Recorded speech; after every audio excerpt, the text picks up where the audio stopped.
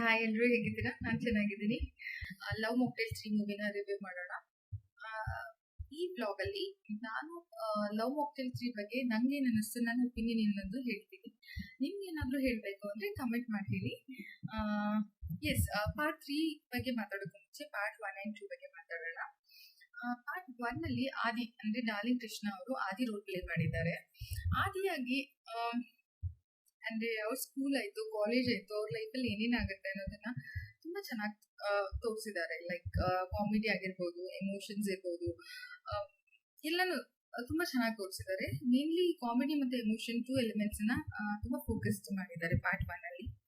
And part 2 ಬಗ್ಗೆ ಮಾತಾಡೋದಾದ್ರೆ, ನಮ್ಮ ಲೈಫಲ್ಲಿ ಒಬ್ಬ ಪಾರ್ಟ್ನರ್ ಎಂಟ್ರಿ ಆದ್ರೆ ಏನೆಲ್ಲ ಆಗುತ್ತೆ ಅಂಡ್ ನಾವು ಅವ್ರಿಗೆ ಹೇಗೆ ಕನೆಕ್ಟ್ ಆಗ್ತೀವಿ, ನಮ್ಮ ಮಧ್ಯ ಅವ್ರ ಮಧ್ಯ ಹೇಗೆ ಬಾಂಡಿಂಗ್ ಇರುತ್ತೆ ಅನ್ನೋದನ್ನ ತುಂಬಾ ಚೆನ್ನಾಗಿ ತೋರಿಸಿದ್ದಾರೆ. ಇನ್ ಕೇಸ್ ಯಾರಾದ್ರೂ ಪಾರ್ಟ್ 1 and 2 ನೋಡಿಲ್ಲ ಅಂದ್ರೆ ಪ್ಲೀಸ್ ಹೋಗ್ಬಿಟ್ಟು ನೋಡಿ, ನಿಮ್ಗೆ ಖಂಡಿತ ಇಷ್ಟ ಆಗುತ್ತೆ.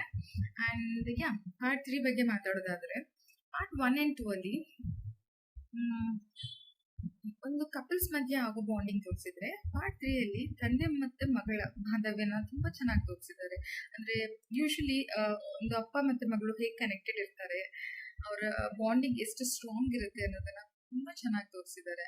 ಅಂಡ್ ಇನ್ನು ಪರ್ಫಾರ್ಮೆನ್ಸ್ ಬಗ್ಗೆ ಮಾತಾಡೋದಾದ್ರೆ, ಡಾರ್ಲಿಂಗ್ ಕೃಷ್ಣ ಅವರು ಆಸ್ ಅ ಫಾದರ್ ಆಗಿ ತುಂಬಾ ಚೆನ್ನಾಗಿ ಆಕ್ಟಿಂಗ್ ಮಾಡಿದ್ದಾರೆ. ಅಂದ್ರೆ ತುಂಬಾ matured and com and composed ಆಗಿ ರಿಯಲ್ ಫಾದರ್ ಅವ್ರ ಮಗಳನ್ನ ಅವ್ರು ಹೇಗೆ ಫೀಲ್ ಮಾಡ್ತಾರೆ, ಹೇಗೆ ಕನೆಕ್ಟ್ ಆಗಿರ್ತಾರೆ ಅನ್ನೋದನ್ನ ಅವ್ರ ಆಕ್ಟಿಂಗ್ ಅಲ್ಲೇ ತುಂಬಾ ಚೆನ್ನಾಗಿ ತೋರಿಸಿದ್ದಾರೆ. ಅಂಡ್ ಇನ್ನು ಆ ಮಗು ಬಗ್ಗೆ ಹೇಳೋದಾದ್ರೆ, ಎಸ್, ಆ ಮಗು I was really surprised because ಆ ಮಗು ಎಷ್ಟು ಚೆನ್ನಾಗಿ ಆಕ್ಟಿಂಗ್ ಮಾಡಿದೆ ಅಂದ್ರೆ ಅದಕ್ಕೆ ಏಜಿಗೂ ಮೀರಿ ಆಕ್ಟಿಂಗ್ ಮಾಡಿದೆ. ನಾನೇನಾದ್ರೂ ಈ ಮೂವಿಯಲ್ಲಿ ಸಕ್ಸಸ್ ಆಗಿದ್ದ ಕ್ರೆಡಿಟ್ ಒಂದು 70% ಕ್ರೆಡಿಟ್ ನಾನು ಕೊಡೋದು ಆ ಮಗುಗೆ ಕೊಡ್ತೀನಿ ಖಂಡಿತ. ಬಿಕಾಸ್ ಅದು ಎಷ್ಟು ಚೆನ್ನಾಗಿ ಆಕ್ಟಿಂಗ್ ಮಾಡಿದೆ ಅಂದ್ರೆ ಒಂದ್ ಪಾಯಿಂಟ್ ಅಲ್ಲಿ ನಮಗೆ ನಿಜವಾಗ್ಲೂ ಇದು ಕೃಷ್ಣ ಅವರ ಮಗುನೇನ ಅನ್ಸೋ ಹಾಗೆ ಆಕ್ಟಿಂಗ್ ಮಾಡಿದೆ ಅದು. ಸೊ ನನಗೆ ಆ ಮಗು ಆಕ್ಟಿಂಗ್ ತುಂಬಾ ಇಷ್ಟ ಆಯ್ತು.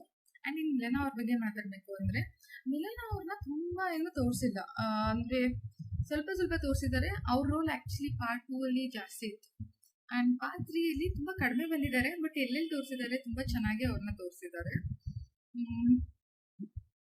ಎಸ್, ಇದು ನನ್ನ ಪರ್ಫಾರ್ಮೆನ್ಸ್ ಆಗಿತ್ತು. ಆ್ಯಂಡ್ ಇಷ್ಟೇ ನಾನು ಹೇಳಬಲ್ಲೆ ಮೂವಿ ಬಗ್ಗೆ. ಬಿಕಾಸ್ ನಾನು ಎಲ್ಲದನ್ನೂ ನಿಮ್ಗೆ ಹೇಳ್ಕೊಟ್ರೆ ನೀವು ಮೂವಿ ನೋಡೋ ಕ್ಯೂರಿಯಾಸಿಟಿ ಡೆಫಿನೆಟ್ಲಿ ಮಿಸ್ ಆಗುತ್ತೆ ಆ್ಯಂಡ್ ನೀವು ಮೂವಿ ಗೆಸ್ಟ್ ಮಾಡೇ ಬಿಡ್ತೀರಾ ಮೂವಿಲಿ ಏನಿತ್ತು ಅಂತ. ಸೊ ನನಗೆ ಆ ಕ್ಯೂರಿಯಾಸಿಟಿನ ಬ್ರೇಕ್ ಮಾಡೋಕ್ಕೆ ಇಷ್ಟ ಇಲ್ಲ. ಸೊ ನೀವೇ ಹೋಗಿ ಮೂವಿ ನೋಡಿ. And yes, I forgot to say this, ನಾನು ನನ್ನ ಪ್ರೊಫೆಷ್ನಲ್ ಲೈಫ್ ಅಂದರೆ ಪ್ರೊಫೆಷ್ನಲ್ ಆಗಿ ಮಾತಾಡೋದಾದರೆ, ಆಸ್ ಎ UX ಡಿಸೈನರ್ ಆಗಿ ನನಗೆ ಸಿನಿಮಾಟೋಗ್ರಫಿ ಮತ್ತು ಮೂವಿನೇ ತುಂಬ ಇಷ್ಟ ಆಯಿತು.